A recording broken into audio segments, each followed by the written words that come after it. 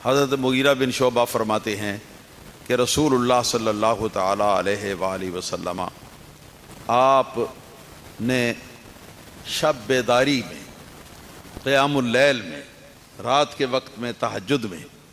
حضور نے اتنے لمبے قیام کیے، اتنی لمبی اپنی رکعتوں میں قرات کی، یہاں تک کہ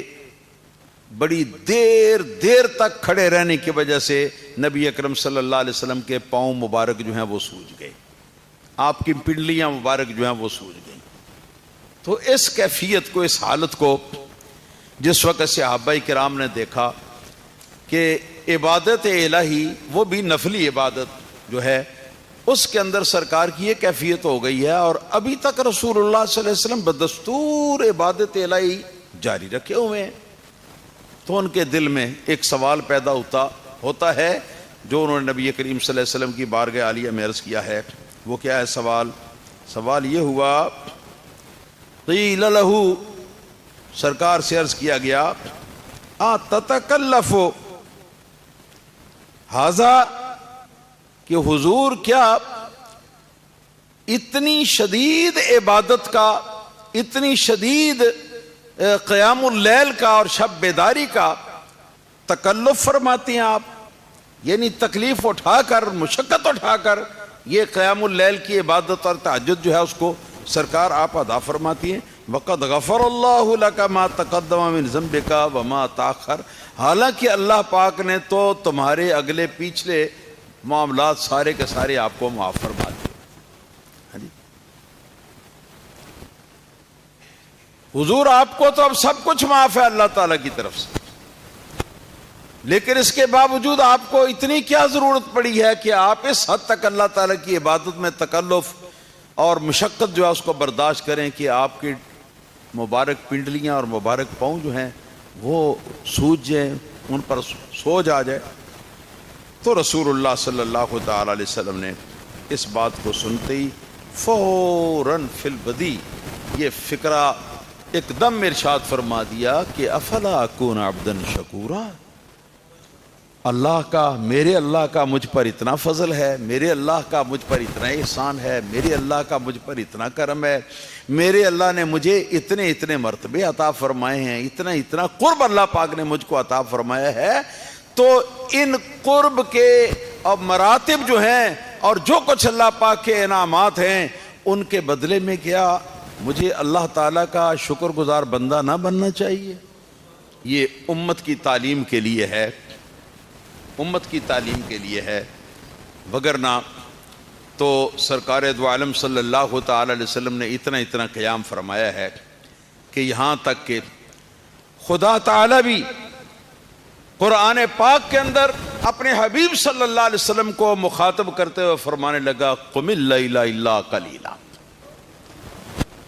اللہ پاک نے فرمایا جتنا قیام اللیل حضور آپ کرتے ہیں اس قیام اللیل کو ذرا کم کر دیجئے، کم کر دیجئے۔ تو یہ سرکار دو عالم صلی اللہ علیہ وسلم کی عبادت تھی، اور میرا تو خیال ہے یہ اکیلی حدیث ہی کافی ہے، ہاں جی، اس بات کو پہچاننے کے لیے کہ ہمیں اللہ پاک کی عبادت جو ہے اس میں کس طرح منہمک رہنا چاہیے۔ اور میں ابتدا میں بتا چکا ہوں کہ یہ بات فرض عبادت کی نہیں ہے۔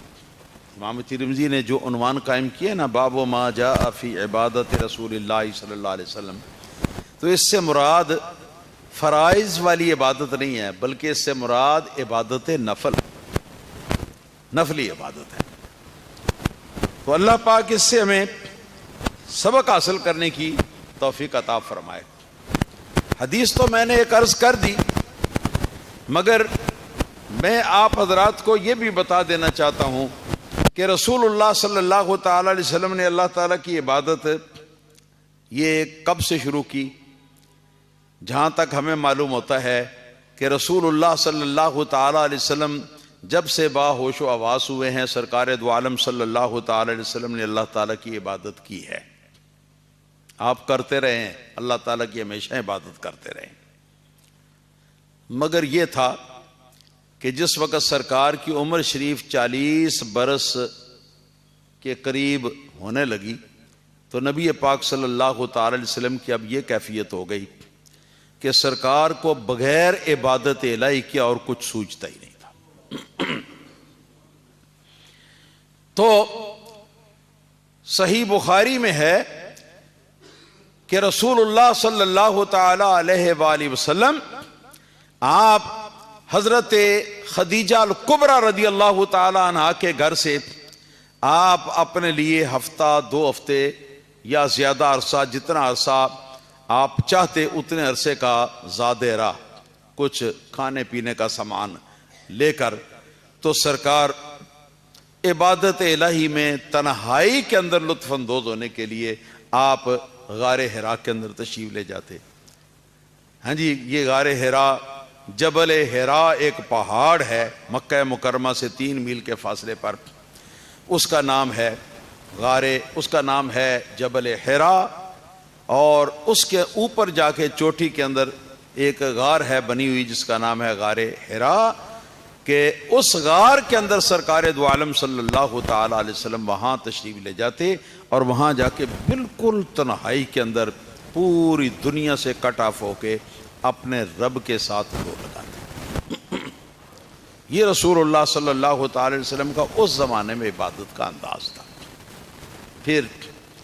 جس وقت آپ کا توشہ ختم ہو جاتا، پانی اور ستو کھجوریں یہ جب ختم ہو جاتی تو رسول اللہ صلی اللہ علیہ وسلم پھر اوپر سے آپ اتر کر اپنے گھر تشریف لاتے، اہل بیت کو آ کے مل لیتے، اور مل کے تو پھر آپ کو کشش اسی غار حرا کے اندر جانے کی ہوتی، سامان اور لے لیتے اور غار حرا کے اندر سرکار دو عالم صلی اللہ علیہ وسلم کی تشریف لائے۔ اور جو حضرات وہاں پر گئے ہیں وہ جانتے ہیں کہ غار حرا کے اوپر پہنچنا یہ خالد جی کا گھر نہیں، تو وہاں پر ریلنگ بھی لگ گئے ہیں، اب وہاں سٹیپ بھی بن گئے ہیں۔ مگر میں پہلی مرتبہ جب گیا تھا سن 1979، پہلی مرتبہ جب حاضر ہوا تھا تو اس وقت بالکل اپنی اصلی حالت میں سارا راستہ تھا، جس حالت میں رسول اللہ صلی اللہ علیہ وسلم کے زمانہ ہے۔ اور یقین جانے کہ بڑی مشکل سے، بڑی محنت کرنے کے بعد 3 گھنٹے کے اندر وہاں تک رسائی ہوئی، اور کئی جگہ پر ایسا مقام آ جاتا کہ اوپر چڑھنے کا کوئی طریقہ ہی نظر نہیں آتا، تو پھر کیا ہوتا کہ اوپر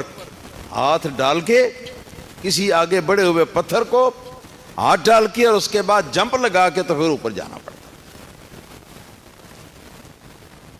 ہمارے 2 ساتھی تھے، ہاں جی، جو کہ کچھ دور تک جا کے تو پھر بیٹھ گئے اور کہنے لگے کہ حضور آپ جائیے،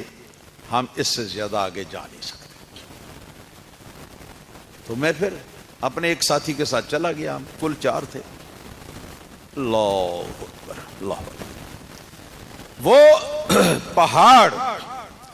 جس پہاڑ کا نام تھا جبل حرا، اس کا نام آج ہے جبل النور، اور وہ غار اس کے اوپر جس کا نام غار حرا تھا، ہاں جی، اس غار کا اسلامی نام جو ہے وہ ہے غار نور، کیونکہ اسی غار کے اندر سرکار دو عالم صلی اللہ تعالی علیہ وسلم کو نبی اللہ پاک کی بارگاہ میں جو قرب ہے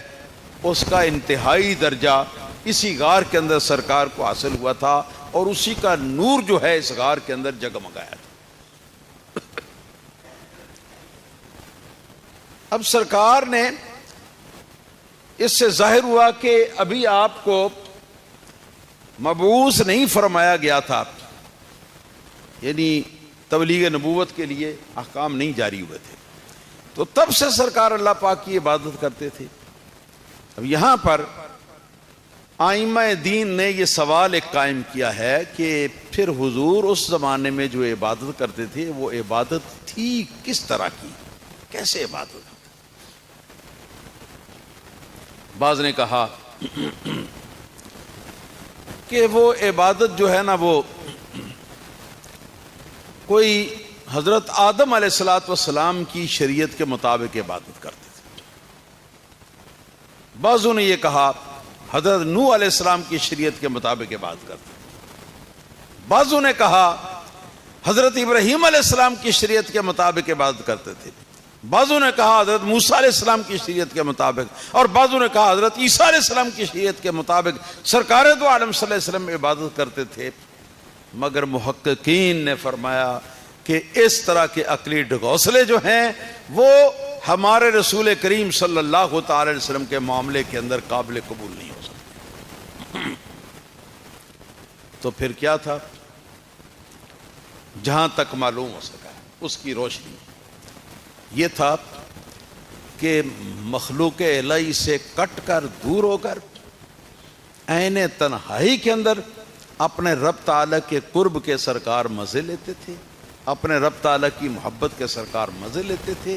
اور اپنے قلب، اپنی روح اور اپنے ذہن کے مطابق اللہ پاک کی نعمتوں کا جو باطنی نعمتیں ان کا مشاہدہ فرماتے تھے،